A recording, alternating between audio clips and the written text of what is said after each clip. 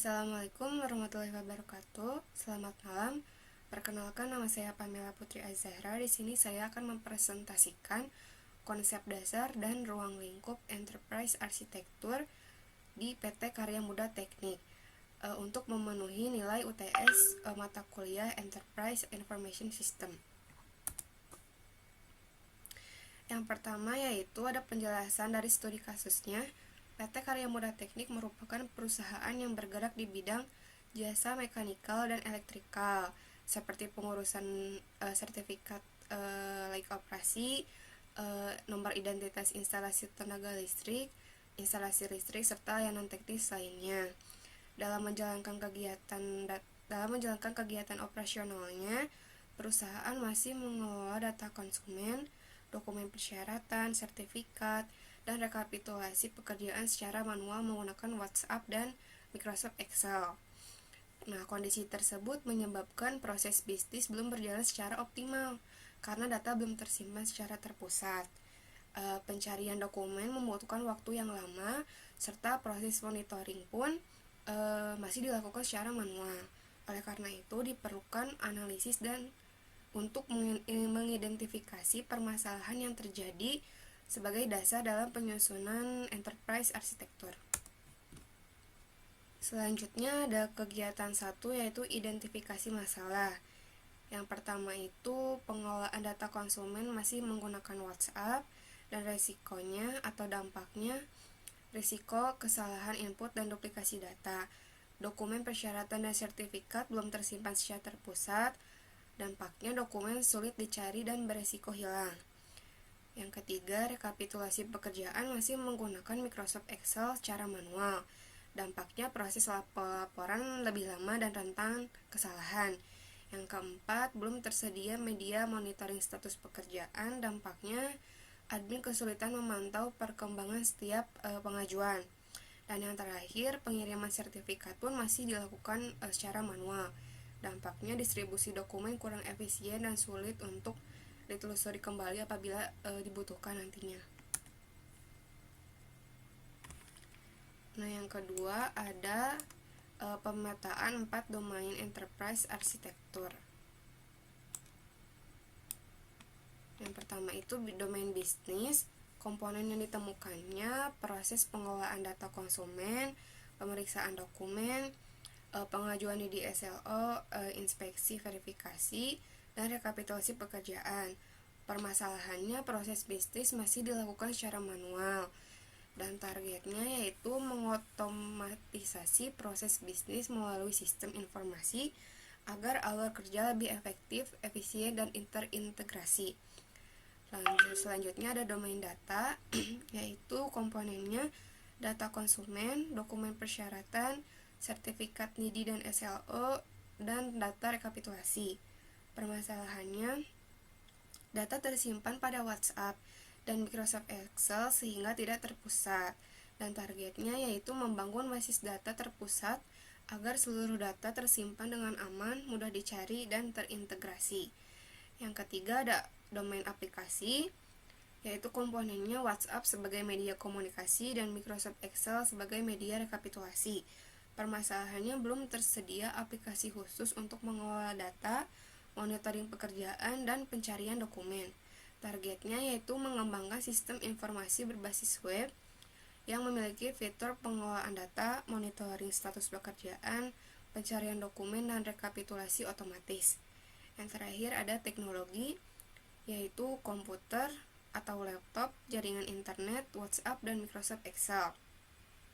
Permasalahannya, teknologi yang digunakan belum mendukung integrasi data dan pertukaran informasi secara terpusat, dan targetnya yaitu menyediakan infrastruktur yang mendukung sistem informasi terintegrasi termasuk server atau database dan jaringan yang stabil. Selanjutnya ada arsitektur bisnis, yaitu aktornya ada market. Peran utamanya mengirim data konsumen dan dokumen persyaratan kepada admin serta memantau proses pengajuan.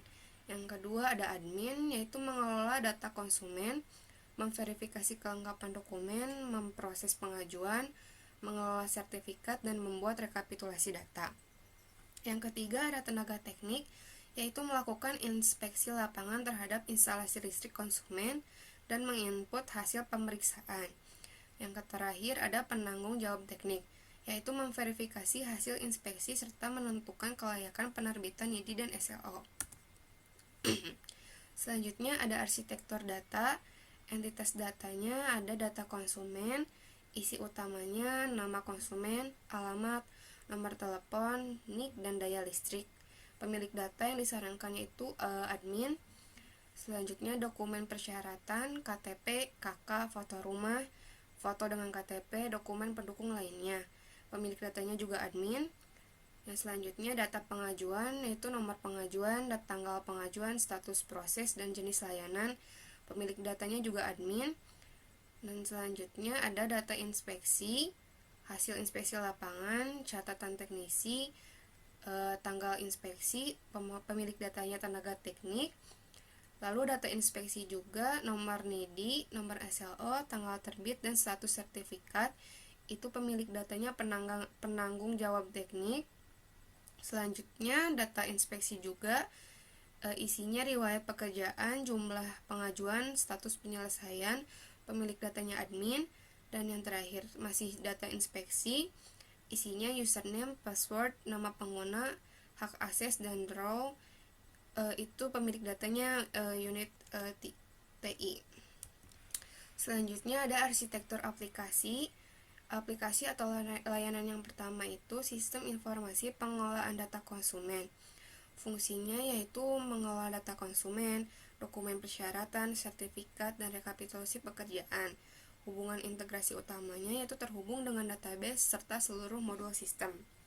Yang kedua yaitu modul monitoring status pengajuan, menampilkan status proses pengajuan NIDI dan SLO. Hubungannya yaitu terintegrasi dengan data pengajuan dan data inspeksi. Yang ketiga ada modul manajemen dokumen. Fungsinya menyimpan dan mengelola dokumen persyaratan serta sertifikat secara digital. Hubungannya yaitu terhubung dengan data konsumen dan data sertifikat. Yang terakhir modul laporan, yaitu fungsinya menyajikan laporan dan rekapitulasi pekerjaan. Hubungannya yaitu mengambil data dari seluruh modul sistem. Selanjutnya ada arsitektur teknologi. Yang pertama itu komputer atau laptop, fungsinya mengakses dan mengelola sistem informasi. Rekomendasinya menggunakan perangkat dengan spesifikasi yang memadai. Selanjutnya jaringan internet, yaitu mendukung akses sistem dan pertukaran data. Direkomendasikan yaitu koneksi internet yang stabil. Selanjutnya database server, itu fungsinya menyimpan seluruh data konsumen, dokumen, dan sertifikat. Direkomendasikan menggunakan database terpusat seperti MySQL. Yang keempat ada web server, yaitu menjalankan sistem informasi berbasis web. Direkomendasikan menggunakan web server yang andal dan mudah dikelola. Yang terakhir itu sistem backup, fungsinya melakukan pencadangan data secara berkala. Rekomendasinya yaitu menjadwalkan backup otomatis untuk mencegah kehilangan data. Selanjutnya ada hubungan antar domain. Perubahan yang diusulkan yaitu membangun sistem informasi terpusat untuk pengelolaan data konsumen dan sertifikat. Domain yang terdampaknya bisnis, data, aplikasi, dan teknologi. Proses bisnis menjadi lebih efisien. Data tersimpan dalam satu database. Aplikasi dapat digunakan seluruh bagian serta membutuhkan infrastruktur jaringan dan server yang mendukung. Selanjutnya digitalisasi pengelolaan dokumen persyaratan. Domainnya data dan aplikasi. Hubungannya yaitu dokumen tidak lagi disimpan melalui WhatsApp, sehingga data lebih terstruktur dan aplikasi dapat menampilkan serta mengelola dokumen secara langsung. Yang ketiga yaitu penambahan fitur monitoring status pengerjaan sertifikat. Domainnya bisnis dan aplikasi. Hubungannya karyawan dapat memantau proses pengajuan secara real time sehingga koordinasi antar bagian menjadi lebih mudah. Yang terakhir yaitu penerapan hak akses berdasarkan jabatan pengguna. Domainnya data dan teknologi. Hubungannya data menjadi lebih aman karena setiap pengguna hanya dapat mengakses fitur sesuai perannya, sehingga diperlukan mekanisme autentikasi pada sistem. Nah, selanjutnya kegiatan 4 ada baseline, target, dan gap analysis. Nah, yang pertama aspeknya proses layanan. Baseline-nya pengolahan data dilakukan melalui WhatsApp dan Excel secara manual. Targetnya seluruh proses dilakukan melalui sistem informasi terpusat. Gap-nya belum tersedia sistem yang mengintegrasikan seluruh proses. Ini menjadi prioritas yang tinggi. Kedua, ada aspek data, yaitu baseline-nya data konsumen dan dokumen tersebar di berbagai media penyimpanan. Targetnya data tersimpan dalam satu database terpusat. Gap-nya belum ada database tertinggi. Prioritasnya juga tinggi. Selanjutnya, aspek aplikasi. Baseline-nya belum memiliki aplikasi khusus untuk pengelolaan data. Targetnya tersedia aplikasi untuk mengelola data konsumen, dokumen, sertifikat, dan rekapitulasi. Gap-nya perlu pengembangan aplikasi sesuai kebutuhan perusahaan. Prioritasnya juga tinggi. Selanjutnya, teknologi. Baseline-nya yaitu pemanfaatan teknologi masih terbatas pada WhatsApp dan Microsoft Excel. Targetnya menggunakan aplikasi berbasis web dengan database dan jaringan yang terintegrasi. Gap-nya infrastruktur dan aplikasi belum tersedia, prioritasnya sedang. Selanjutnya, keamanan atau akses. Baseline-nya dokumen dapat diakses oleh banyak pihak melalui media komunikasi. Targetnya sistem memiliki login dan hak akses sesuai jabatan atau posisi. Gap-nya belum ada mekanisme keamanan dan kontrol akses. Prioritasnya tinggi.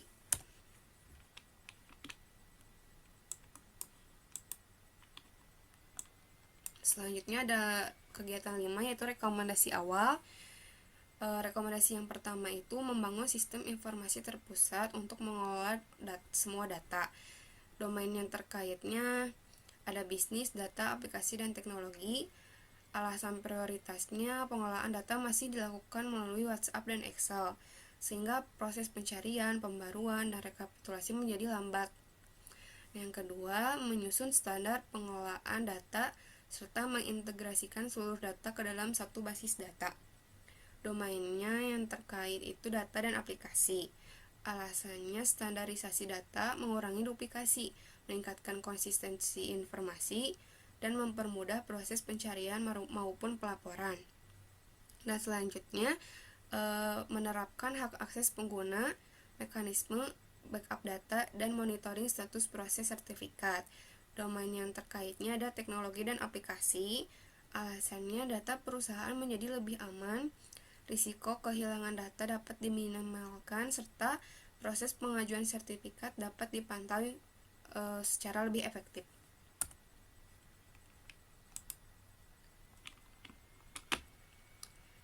Nah, ini ada urutan implementasi yang disarankan.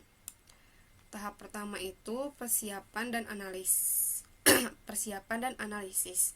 Fokus kegiatannya itu menentukan kebutuhan sistem, stakeholder, pengguna, serta menyusun kebutuhan fungsional dan non-fungsional sistem. Tahap 2, standarisasi data, yaitu menentukan struktur data konsumen, dokumen persyaratan, sertifikat, dan rekapitulasi agar seluruh data memiliki format yang seragam. Tahap 3, yaitu pengembangan sistem informasi, yaitu merancang sistem informasi terpusat beserta antarmuka untuk pengelolaan data konsumen, dokumen, sertifikat, dan rekapitulasi pekerjaan. Tahap 4, yaitu implementasi dan pengujian, adalah menerapkan sistem kepada pengguna, melakukan uji coba fungsi, serta memastikan seluruh proses bisnis dapat berjalan sesuai kebutuhan. Tahap 5, evaluasi dan pengembangan lanjutan, yaitu fokus kegiatannya melakukan evaluasi penggunaan sistem, memperbaiki kekurangan, serta menambahkan fitur sesuai kebutuhan perusahaan di masa mendatang.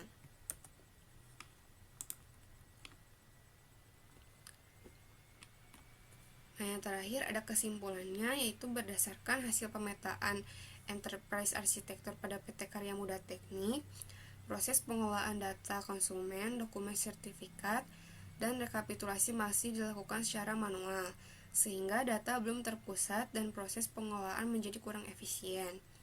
Hasil pemetaan 4 domain menunjukkan perlunya sistem informasi terpusat, standarisasi data, integrasi aplikasi, serta teknologi yang mendukung keamanan dan penyimpanan data. Implementasi dapat dilakukan secara bertahap mulai dari analisis kebutuhan, standarisasi data, pengembangan sistem, hingga evaluasi. Dengan penerapan rekomendasi tersebut, proses pengelolaan data diharapkan menjadi lebih terstruktur, terintegrasi, dan efisien.